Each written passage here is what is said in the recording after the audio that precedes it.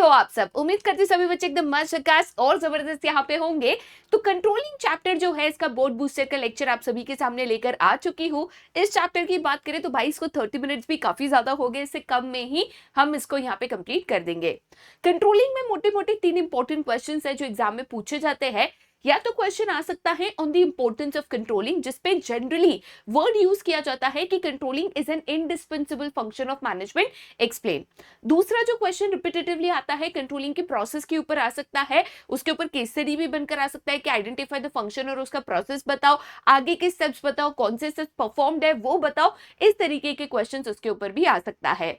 Next and brief question जो controlling chapter में आपको देखते मिलता है, that is the relationship between planning and controlling. तो ये तीनों जो है इसको हम यहाँ पे डिटेल में आपको करा देंगे। ठीक है, चलिए तो आज के लेक्चर की हम यहाँ पे शुरुआत करते हैं। कंट्रोलिंग चैप्टर जो है उसको क्विकली आपके साथ हम यहाँ पे रिवाइज करने वाले हैं।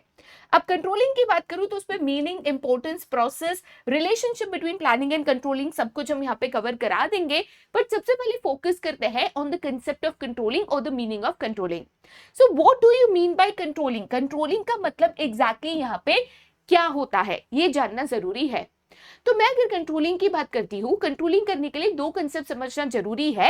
एक कंसेप्ट है जिसको आप यहाँ पे कहते हो स्टैंडर्ड परफॉर्मेंस, या तो इसका दूसरा नाम है यहाँ पे प्लान परफॉर्मेंस। स्टैंडर्ड परफॉर्मेंस कहो, प्लान परफॉर्मेंस कहो, they are one and the same. Standard performance का मतलब होता है एक्सपेक्टेड रिजल्ट, या तो टारगेट जो कि हम प्लानिंग करते वक्त ही सेट कर देते हैं, प्लानिंग करते वक्त ही डिसाइड कर देते हैं। फॉर एग्जाम्पल मान के चलो कि मेरा यहाँ पे स्टैंडर्ड परफॉर्मेंस है कि मुझे जो है 500 units of the product produce करना है एवरी वीक। ओके, ये मेरा एक्सपेक्टेड परफॉर्मेंस है, ये मेरा टारगेट है, ये मेरा स्टैंडर्ड परफॉर्मेंस है जो प्लानिंग के वक्त मैंने यहाँ पे तय किया था। प्लानिंग के बाद ऑर्गेनाइजिंग करी, रिसोर्सेस अरेंज किए, मैंने लोगों को यहाँ पे रिक्रूट एंड सिलेक्ट किया, लोगों को इंस्ट्रक्शंस दी और मेरा प्रोडक्शन प्रोसेस यहाँ पे शुरू हो गया। प्रोडक्शन शुरू होने के बाद मुझे पता चलता है कि मेरी एक्चुअल परफॉर्मेंस यहाँ पे क्या थी। क्या पता चलता है? तो मुझे पता चलता है कि मेरी एक्चुअल परफॉर्मेंस क्या थी। भाई मैंने बोला तो था मुझे हफ्ते का 500 यूनिट्स बनाना है, लेकिन क्या मैंने हफ्ते का 500 यूनिट्स बनाया? तो फर्स्ट वीक कंप्लीट होने के बाद मैंने देखा कि इन द फर्स्ट वीक मैंने यहाँ पे 470 यूनिट्स जो है पूरे वीक में यहाँ पे मैंने प्रोड्यूस करे। तो बनाने थे 500, ये मेरा टारगेट था, स्टैंडर्ड परफॉर्मेंस था, प्लान परफॉर्मेंस था। एक्चुअल में कितने बनाए? तो 470 यूनिट्स बनाए। अब इन दोनों को अगर मैं कंपेयर करूंगी तो मैं कह सकती हूं कि इस केस में मेरा जो एक्चुअल परफॉर्मेंस है, मतलब जो मैंने यहाँ पे प्रोडक्शन किया, it is not equal to my standard performance, क्योंकि स्टैंडर्ड परफॉर्मेंस 500 था, एक्चुअल परफॉर्मेंस 470 है। तो दोनों इक्वल नहीं है, दोनों के बीच में गैप है, चाहे कम हो चाहे ज्यादा हो। तो जब दोनों इक्वल नहीं होते, इसी को हम यहाँ पे कहते हैं डिविएशन इन कंट्रोलिंग। क्या कहते हैं? Deviation in controlling. माने तो कुछ तो गड़बड़ है दया। तो कंट्रोलिंग की जरूरत तब पड़ती है, कंट्रोलिंग कहता है कि मेरा काम है इंश्योर करना कि चीजें प्लान के मुताबिक चले। तो मैंने प्लान किया था कि हफ्ते का 500 यूनिट बनाना है, बट एक्चुअल में क्या 500 यूनिट बनाए? नहीं बनाए। कितने बनाए? 470 यूनिट्स बनाए। So my actual performance is not equal to standard performance, चाहे कम हो चाहे ज्यादा हो। इसको हम कहते हैं डिविएशन इन कंट्रोलिंग। चीजें मेरे प्लान के मुताबिक नहीं चल रही। डिविएशन क्यों है उसका रीजन फाइंड आउट करना और उसको करेक्ट करना, सो दैट वी इंश्योर कि चीजें प्लान के मुताबिक चले, हम अपने स्टैंडर्ड परफॉर्मेंस के मुताबिक चले। यही कंट्रोलिंग का यहाँ पे काम होता है। सिंपल डेफिनेशन बोलोगे तो कंट्रोलिंग का मतलब होता है to ensure things are done as per plan. लेकिन वो एग्जैक्टली कैसे किया जाता है? तो एक्चुअल परफॉर्मेंस को मेजर करके उसको कंपेयर किया जाता है with the plan performance to see whether there is a deviation और नॉट। अगर डिविएशन है तो उसको करेक्ट करके चीजें प्लान के मुताबिक चल रही है, ये यहाँ पे कंट्रोलिंग इंश्योर करता है। ठीक है, चलिए आगे जाते हैं टू द फर्स्ट क्वेश्चन, जो कि है फीचर्स, या तो जिसको आप कह सकते हो कैरेक्टरिस्टिक्स ऑफ कंट्रोलिंग। फीचर कहो, कैरेक्टरिस्टिक्स कहो, नेचर ऑफ कंट्रोलिंग कहो, वन एंड द सेम है। सबसे पहला फीचर है controlling is a goal oriented function. क्यों इंश्योर करना है कि चीजें प्लान के मुताबिक चले? क्यों इंश्योर करना है कि हफ्ते के 500 यूनिट यहाँ पे बने? बिकॉज अगर चीजें प्लान के मुताबिक होगी तब तो कंपनी के जो गोल्स एंड ऑब्जेक्टिव्स है हम यहाँ पे अचीव कर पाएंगे। सेकेंड पॉइंट है controlling is an all pervasive function. तो जब मैं कहती हूँ कि controlling is an all pervasive function, तो इसका मतलब एग्जैक्टली यहाँ पे क्या होता है? हम बेसिकली यहाँ पे ये चीज कहते हैं कि कंट्रोलिंग हर जगह मौजूद है, चाहे टॉप लेवल मैनेजमेंट हो, मिडिल लेवल मैनेजमेंट हो, लोअर लेवल मैनेजमेंट हो या अलग अलग डिपार्टमेंट्स हो। सभी लोग अपने लिए गोल सेट करते हैं, टारगेट सेट करते हैं और चीजें उस गोल की तरफ या टारगेट की तरफ चले, ये इंश्योर करना सभी का यहाँ पे काम होता है। इसीलिए सभी को कंट्रोलिंग फंक्शन की जरूरत पड़ती है। नेक्स्ट फीचर कहता है controlling is both backward as well as forward looking. Important point है, यहीं पे कंफ्यूजन होता है। सबसे पहले जब मैं कहती हूँ कि बैकवर्ड, तो बैकवर्ड का मतलब क्या होता है? बैकवर्ड का मतलब होता है आपको पास्ट में देखना। और जब मैं कहती हूँ फॉरवर्ड, तो बाबू फॉरवर्ड का मतलब क्या होता है? आपके फ्यूचर में यहाँ पे चीजों को देखना, राइट? तो जब मैं कहती हूँ controlling is both backward and forward looking, इसका मतलब क्या है कि जब आप कंट्रोलिंग करते हो, कंट्रोलिंग करने के लिए ये देखने के लिए कि डिविएशन है या नहीं है, मुझे प्लान्ड या स्टैंडर्ड परफॉर्मेंस चाहिए। तो प्लान्ड या स्टैंडर्ड परफॉर्मेंस प्लानिंग स्टेज से आता है। तो मुझे पास्ट में जाना पड़ता है कि पहले हमने पास्ट में जो प्लानिंग करी थी तब हमने क्या टारगेट सेट किया था। अच्छा, कंट्रोलिंग जो है फ्यूचरिस्टिक भी है, क्योंकि हम ये इंश्योर करते हैं कि फॉर एग्जांपल मान के चलो 470 यूनिट्स प्रोडक्शन हो रहा था। क्यों कम हो रहा था? तो मुझे पता चला कि भाई एक्चुअल में दिक्कत क्या है कि बिजली बार बार चले जाती है, पावर बैकअप है नहीं, तो उसकी वजह से प्रोडक्शन अटक जाता था। ये गलती मैंने करी, मेरे फैक्ट्री में पावर बैकअप नहीं लगाया, अरे दूसरी बार थोड़ी ना सेम गलती करूंगी। तो हम ना कंट्रोलिंग में एक फीडबैक रिपोर्ट बनाते हैं टू इंश्योर कि फ्यूचर में एज अ मैनेजर हम सेम मिस्टेक्स को रिपीट ना करें।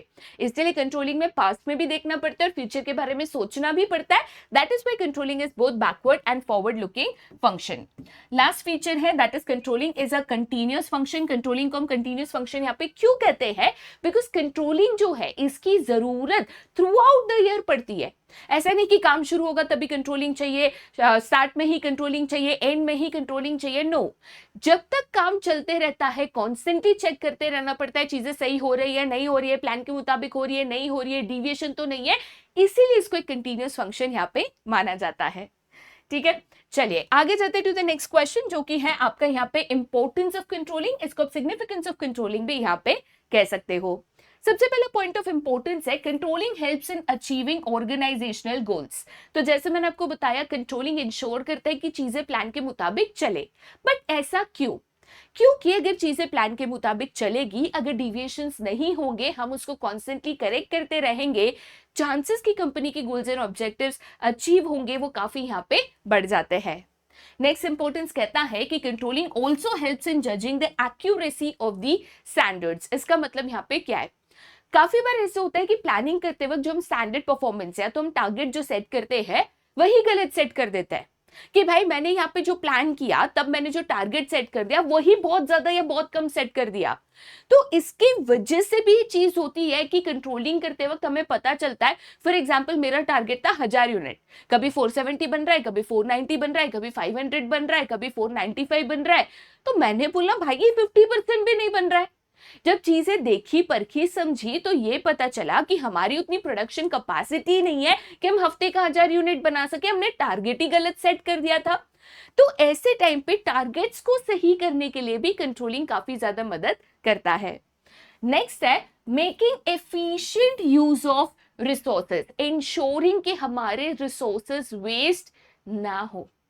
ओके, सो जब हम कहते हैं making efficient use of resources, तो कंट्रोलिंग करते वक्त हम रिसोर्सेज को भी चेक करते हैं कि कहीं रिसोर्सेज वेस्ट तो नहीं हो रहा, कॉस्ट कंट्रोल्स भी करते हैं और इससे हम इंश्योर करते हैं कि कॉस्ट को भी मिनिमाइज हम यहाँ पे कर सके। Improving employee motivation. बाबू हर एक एम्प्लॉय को ना उसका क्या टारगेट है ये पहले से पता होता है। हमें पहले से पता है कि हमें हफ्ते का 500 यूनिट यहाँ पे बनाना है।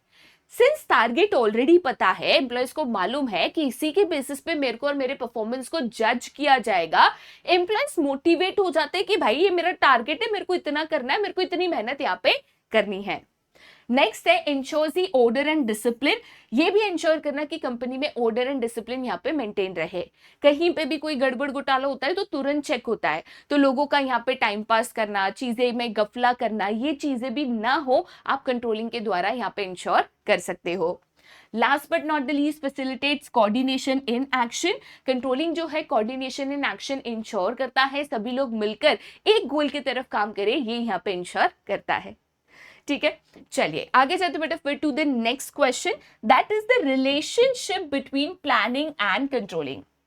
प्लानिंग जो मैनेजमेंट का सबसे पहला एंड प्राइमरी फंक्शन यहाँ पे माना जाता है। कंट्रोलिंग जो कि इंश्योर करता है चीजें प्लान के मुताबिक चले। तो प्लानिंग एंड कंट्रोलिंग फंक्शन में which is the start and the end of management functions, इन दोनों में क्या रिलेशनशिप है? तो सबसे पहला पॉइंट कहता है उनका nature and concept. Nature and concept में बेसिकली उनका जो मीनिंग है ये आपको यहाँ पे लिखना होता है, ठीक है। तो प्लानिंग का मतलब क्या है? Planning is futuristic, thinking in advance, what to do, when to do, how to do and who is to do. Controlling यहाँ पे इंश्योर करता है कि चीजें प्लान के मुताबिक चले। तो दोनों का मीनिंग बेसिकली यहाँ पे बताना होता है।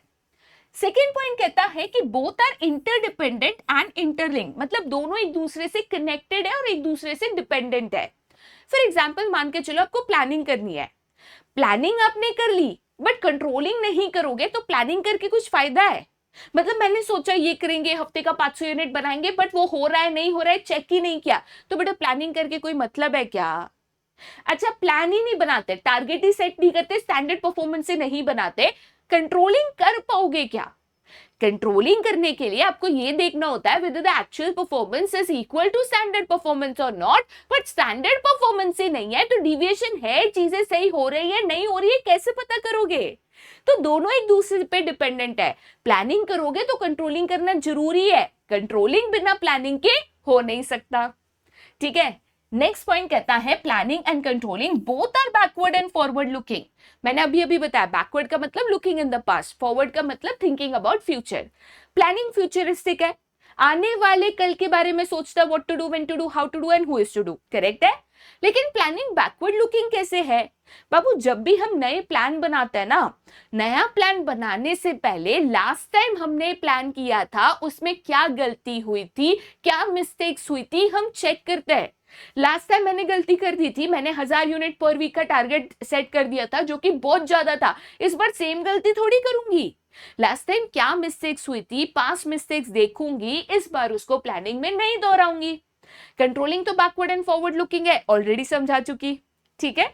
Next and the last step, planning is prescriptive whereas controlling is evaluative, ठीक है। प्लानिंग प्रिस्क्रिप्टिव होता है, यहाँ पे पर्सपेक्टिव लिखा है, इट इज प्रिस्क्रिप्टिव, ठीक है। प्रिस्क्रिप्टिव का मतलब क्या होता है? प्रिस्क्रिप्टिव का मतलब होता है जो कि बहुत ज्यादा डिटेल में लिखित में हो। जब हम प्लान्स बनाते हैं, plan is a written document जहां पे सारी चीजें डिटेल में यहाँ पे अच्छे से लिखी गई होती है कि क्या करना है, कब करना है, कैसे करना है, कौन क्या काम करेगा, किधर कितना रिसोर्स अलोकेट होगा। लेकिन कंट्रोलिंग में आप कुछ लिख नहीं रहे हो, आप कोई डॉक्यूमेंट नहीं बना रहे हो। कंट्रोलिंग इज इवैल्यूएटिव, मतलब कॉन्स्टेंटली चेक करते रहता है कि सब कुछ सही चल रहा है नहीं चल रहा है, प्लान के मुताबिक चल रहा है नहीं चल रहा है, कोई डिविएशन तो नहीं है, कुछ गलत तो नहीं हो रहा है। इट इज इवैल्यूएटिव, वो कीप्स ऑन चेकिंग कि सब कुछ सही हो रहा है नहीं हो रहा है, नहीं हो रहा है तो क्या नहीं हो रहा है, क्या डिविएशन है, कैसे करेक्ट करें, it keeps on checking. Evaluation का मतलब होता है चेक करते रहना, प्रिस्क्रिप्टिव का मतलब होता है जो बहुत ज्यादा डिटेल में लिखित में हो, ठीक है। चलिए आगे जाते बेटा फिर to the next and the last question जो कि है the process of controlling. Process बोला तो सीक्वेंस ऑफ स्टेप्स बहुत इंपॉर्टेंट है, स्टेप्स को ऊपर नीचे आगे पीछे नहीं कर सकते। तो अगर मैं प्रोसेस की बात करूं, सबसे पहला स्टेप यहाँ पे आ जाता है, that is setting up of standards, ठीक है। तो सेटिंग अप ऑफ स्टैंडर्ड्स का मतलब यहाँ पे क्या होता है कि कंट्रोलिंग करने से पहले आपको ये पता होना चाहिए कि आपका स्टैंडर्ड परफॉर्मेंस क्या है। स्टैंडर्ड परफॉर्मेंस या प्लान परफॉर्मेंस प्लानिंग स्टेज से मिल जाता है कि हमने क्या टारगेट सेट किए थे, क्या हमने चीजों को प्लान किया था। फॉर एग्जाम्पल हमारे केस में हमारा स्टैंडर्ड परफॉर्मेंस था to produce 500 units every week. एक बार ये स्टैंडर्ड परफॉर्मेंस सेट कर दिया, उसके बाद नेक्स्ट स्टेप होता है that is the measurement of actual performance.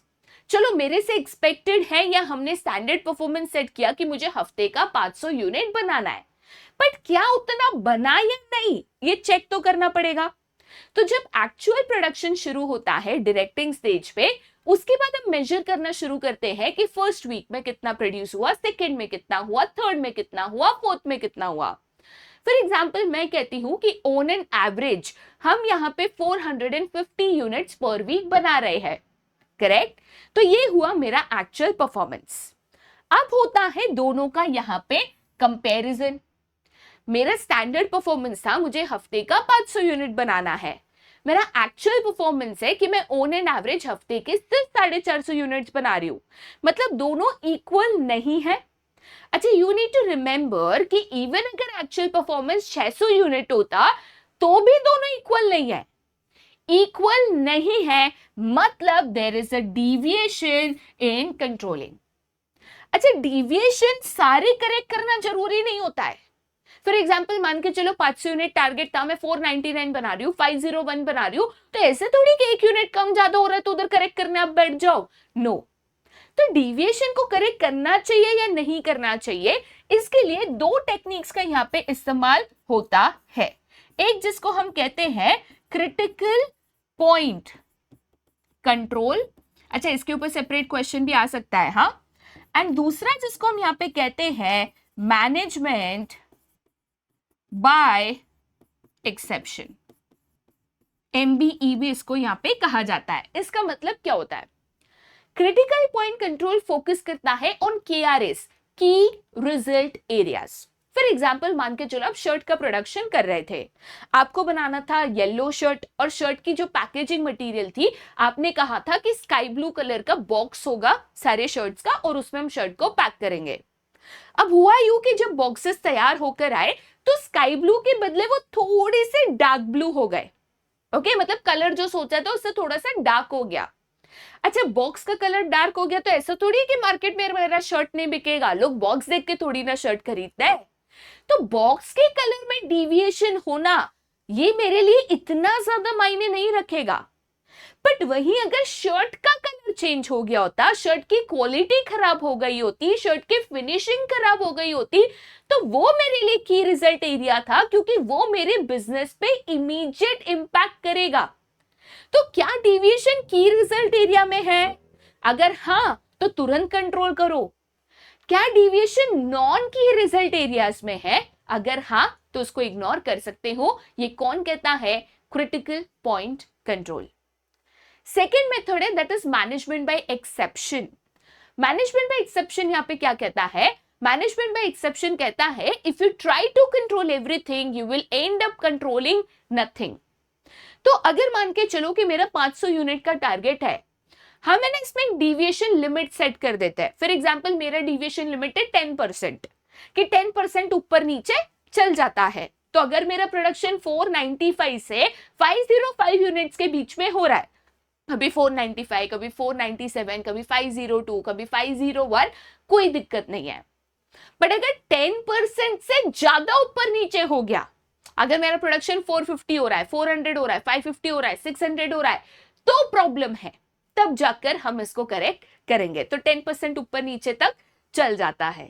Okay, that is what management by exception says.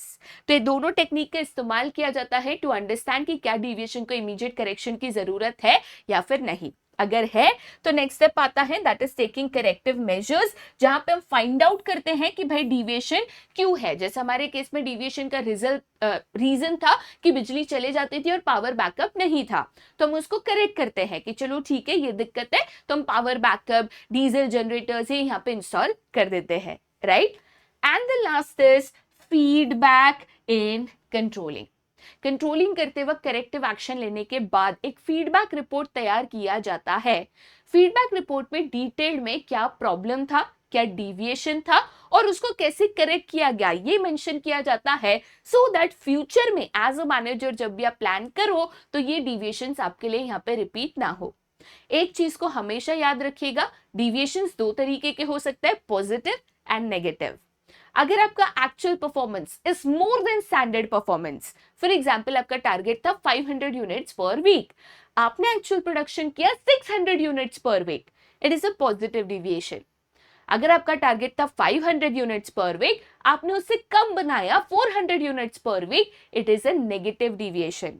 But in both cases अगर आपका actual performance is not equal to your standard performance, deviation तो वो फिर भी है। ठीक है, चलिए तो इसी के साथ जो हमारा आज का लेक्चर है हम खत्म करते हैं। जाने से पहले एक छोटा सा सवाल आपको यहाँ पे पूछना चाहूंगी। क्वेश्चन बहुत सिंपल है, क्रिटिकल पॉइंट कंट्रोल जो कि एक तरीका है टू एनालाइज डिविएशन, क्या चीज के ऊपर फोकस करता है? ठीक है, इसका जो आंसर है आपको नीचे मुझे कमेंट करके बताना है। अगर आपका आंसर करेक्ट होगा तो मैं आपके आंसर को बिल्कुल एक थम्स अप यहाँ पे दूंगी। ठीक है, चलिए आज का जो लेक्चर है हम यहीं पे खत्म करते हैं। नेक्स्ट लेक्चर से पार्ट बी का 30 मिनट्स का सीरीज शुरू हो जाएगा, जो मुझे लगता है कि आपको सबसे ज्यादा यहाँ पे रिक्वायर्ड होगा। ओके, बाकी आज के लिए यहीं पे टड़ा हुआ, bye, see you, take care and have a great day ahead.